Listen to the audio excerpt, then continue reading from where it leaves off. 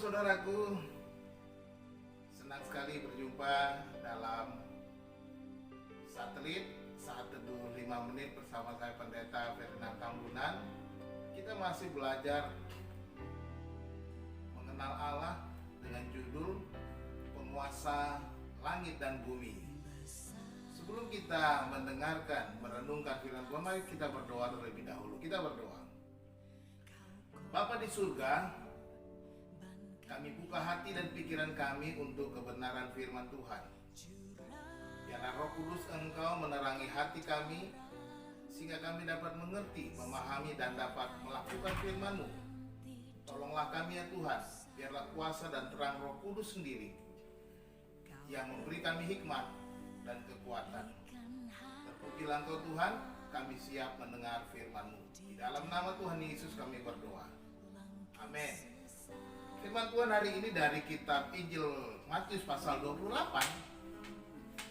ayat 18 dikatakan demikian.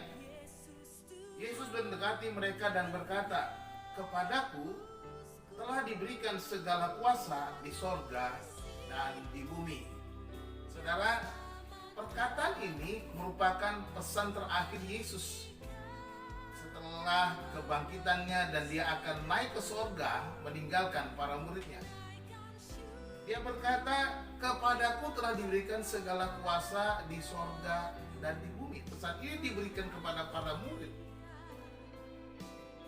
sebelum tongkat estafet pemberitaan Injil itu diberikan atau dilakukan oleh Roh Kudus yang akan diutusnya untuk mendiami para murid, orang-orang percaya. Nah, di dalam ayat ini dikatakan bahwa Yesus adalah pemilik kuasa, otoritas, hak atas sorga dan bumi. Kata yang digunakan di dalam kata ini, saya lebih suka menerjemahkannya dengan kata langit dan bumi. Saudara, kita akan teringat kepada penciptaan di mana Allah menciptakan langit dan bumi. Nah, sekarang dikatakan bahwa Yesuslah penguasa, pemilik otoritas tertinggi langit dan bumi.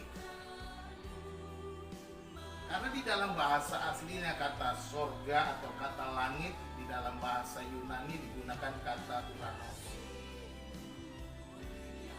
Mengapa Yesus berkata dia berkuasa langit dan bumi? Dia sebagai penguasa langit dan bumi. Yesus mau menegaskan bahwa sekarang setelah kebangkitannya, kemenangannya, dia berotoritas atas segala sesuatu. Langit berbicara, dunia yang tidak bisa kita lihat, di mana di sana adalah dunia roh yang kita nggak bisa lihat dengan mata kita. Mari kita lihat. Di dalam kitab Efesus pasal yang ke-6 ayat yang ke-12, Rasul Paulus menuliskan demikian. "Karena perjuangan kita bukanlah melawan darah dan daging, tetapi melawan pemerintah-pemerintah, melawan penguasa-penguasa, melawan penghulu-penghulu dunia yang gelap ini, melawan roh-roh jahat di udara." Kata di udara di sana ternyata kata yang sama berbicara tentang Uranos, langit.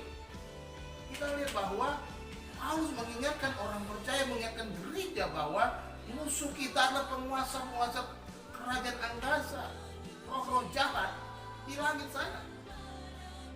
Ketika Yesus bangkit, dia mengalahkan kematian, dia mengalahkan maut, dia mengalahkan kuasa iblis. Di sana dia menggenapi perkataan Tuhan di Taman Eden ketika Tuhan berbicara kepada Adam dan Hawa. "Aku akan mengadakan permusuhan antara engkau dan perempuan ini, antara keturunanmu dan keturunannya. Engkau akan merumukkan tubuhnya dan dia akan merumukkan kepalamu." Dalam Kejadian pasal 3 ayat yang ke-15. Dan Kristus Yesus mati di kayu salib menggenapi janji ini, memulihkan segala sesuatunya, mengembalikan kuasa otoritas itu kepada Yesus. Dan Yesus berkata, "Sekarang aku yang punya hak." Oleh sebab itu, jangan takut saudaraku, Langit berbicara, roh-roh yang kita nggak bisa lihat, roh-roh jahat, kuasa-kuasa kegelapan juga, termasuk kuasa-kuasa di surga di mana malaikat-malaikat Tuhan ada. Bumi berbicara tentang otoritas yang ada di pemerintahan di bumi ini. Jadi kita melihat sekarang bahwa Yesus telah menjadi penguasa atas dunia yang tidak kita lihat dan dunia yang kita lihat, langit dan bumi. Jangan takut. Dia berkata, karena itu pergilah, jadikanlah segala bangsa murid. Perintah Yesus untuk memberitakan Injil. Jangan takut, sebab dia yang pegang kuasa sekarang. Melangkahlah, percayalah, dia menyertai engkau sebagaimana dikata, dan ketahuilah aku menyertai kamu sampai kepada akhir zaman. Maju terus, Tuhan Yesus memberkati. Salam.